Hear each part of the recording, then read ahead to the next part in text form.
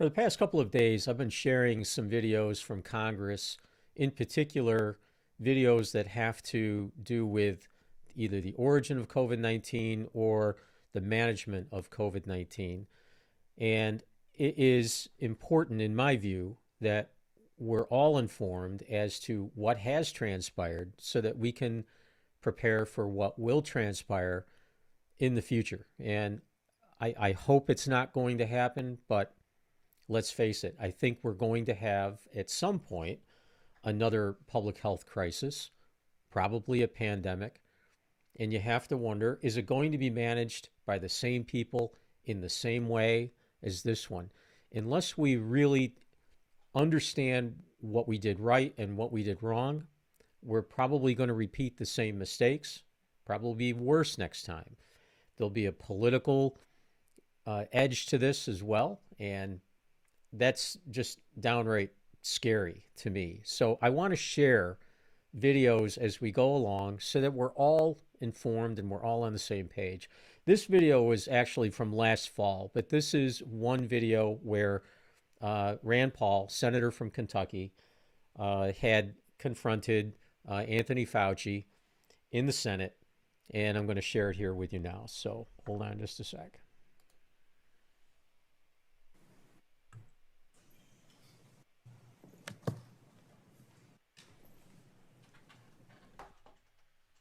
But she's had the flu for 14 days. Should she get a flu shot? Well, no. If she got the flu for 14 days, she's as protected as anybody can be, because the best vaccination is to get infected yourself. And So she should not get it? if she really has the flu, she definitely doesn't need a flu vaccine. If she really has the flu, She should not get it again? no, she doesn't need it, because it's the most potent vaccination is getting infected yourself. This is an ongoing question, and we've had ever-evolving opinions from you, Dr. Fauci. Currently, antibody surveys show that 80% of children, approximately 80% of children, have had COVID, and yet there are no guidelines coming from you or anybody in the government to take into account their naturally acquired immunity. You seemed quite certain of yourself in 2004, but in 2022, there's a lot less certainty. One of the things that we also know after looking at this for 2 to 3 years is that the mortality from COVID is very similar, if not less, than influenza. So when we look at this, we wonder, why you seem to really embrace basic immunology back in 2004 and why you seem to reject it now. Well, I don't reject basic immunology, Senator. And I have never denied that there is importance of the protection following infection.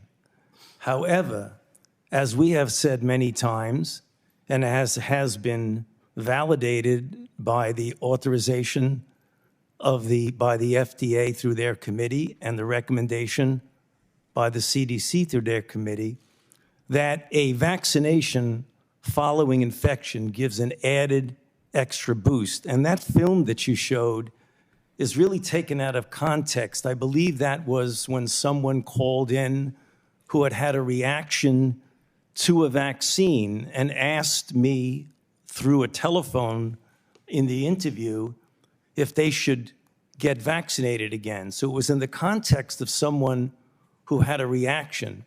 And as a matter of fact, Reuters fact check looked at that and said, Fauci's 2004 comments do not contradict his pandemic stance. Actually, words don't lie. If you look at the words behind me, we can go over them a little bit at a time. She doesn't need it because the most potent vaccination is getting infected yourself. It is true. It is true, Senator. It is a very potent way to protect. So when you're trying to tell us that kids need a third or a fourth vaccine, are you including the variability or the variable of previous infection in the studies?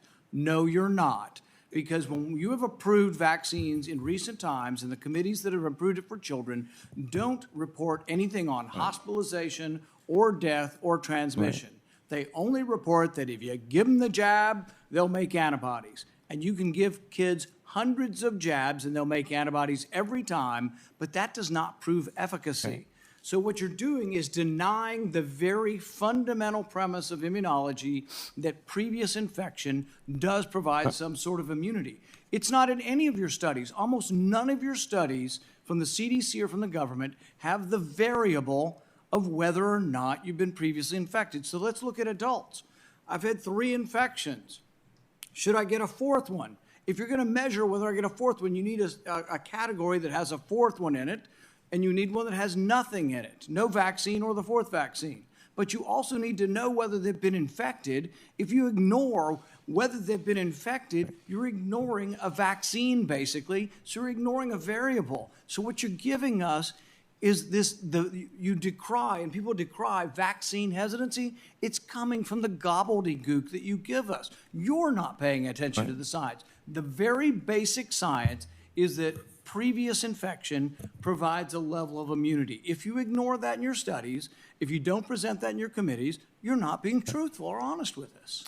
Senator, if I might respond, I have never, ever denied fundamental immunology. In fact, I wrote the chapter in the textbook of medicine Is it on fundamental any of the guidelines, immunology. any of the guidelines for vaccines, You know, do any of the guidelines for vaccines from the government include previous infection as something to base your decision-making on with vaccines?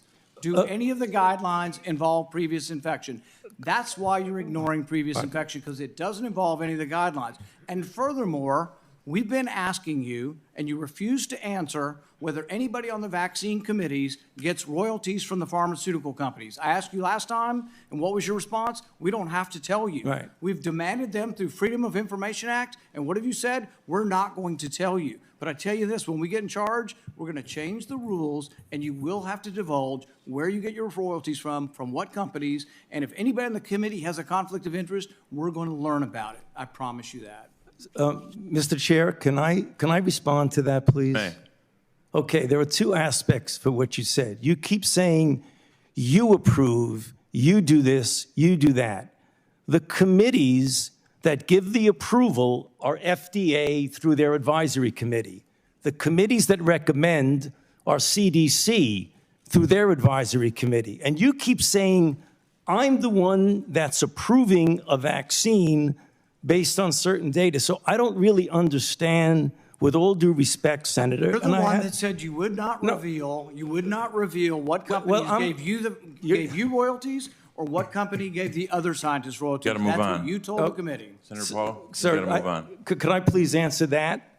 Briefly, You yes. keep asking committees. They're not my committees. They're the VRPAC committee for the FDA and the ACIP for the CDC. So I don't have any idea what goes on And they with won't the... reveal, as well as you won't reveal Okay, what we're companies gonna you got. move on. We're over. It's just amazing. I mean, when you think about it, first of all, he says, I wrote the chapter. Well, you know what? You got paid to write the chapter, first of all. And I would say back a few years ago, I would have said, well, that was a peer-reviewed chapter that you wrote. And it probably was peer-reviewed. But we can see all of the papers that have come out in the Lancet, BMJ, New England Journal that were peer-reviewed that turned out to be a bunch of garbage. So I don't even know how far we can trust our peer review process anymore. And secondly, he wants to step back and say that he has nothing to do with anything with approval, and yet he's the one that guided the narrative from the very beginning as to how this was going to be laid out to the public. Was this going to be a spillover event from nature, or was this going to be a lab leak? And he had decided that this was going to be a spillover event. And he's the one that created that narrative by getting other scientists who initially had a difference of opinion, but they all, over the span of 2 or 3 days, all got together and decided to just sort of go along. And if he has that type of ability, then he can also influence the FDA and the CDC and their committees as well. There's so much more to know about this. This is old stuff. This is from September of last year. We'll see what transpires as time goes on. If you've noticed, Dr. Fauci has since retired, and we haven't heard a whole lot from him since. But this upsets me, and I'm sure it upsets a lot of you too, and that's why we really need to get to the bottom of what exactly happened here so that it doesn't repeat itself again. If you agree or disagree, I'd like to hear your comments, and please, if you find this in any way interesting, please consider subscribing to the channel, and I'll talk to you on the next video. Thank you.